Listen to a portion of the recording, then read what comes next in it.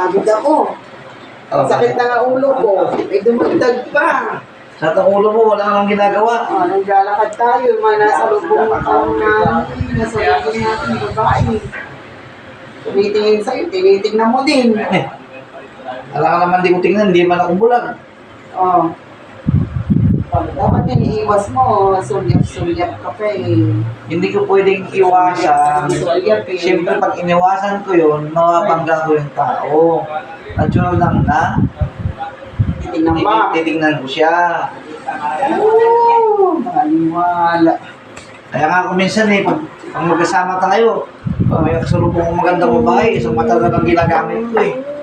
Yan, oh. Pero yung itim ng mata yung ganun pa rin. Hindi ko naman pwedeng Sulyap-sulyap pa rin. Oo. Hindi ko naman pwedeng ipigil yung Dalawang mata ang mo. mata ko. Siyempre, alam mo naman na masasagasaan ko na yung tao. Paglalakad niya tayo din. Eh, Sa lasahan. Sulyap-sulyap. Ganon. Ang punto. Tingin ang tingin. Ganon. Ay, hindi ko alam yun. Baka ikaw na may iwan nun, nakakalam pero walang dahilan. Hinala. O walang kailangan. Tignan ko nga kapag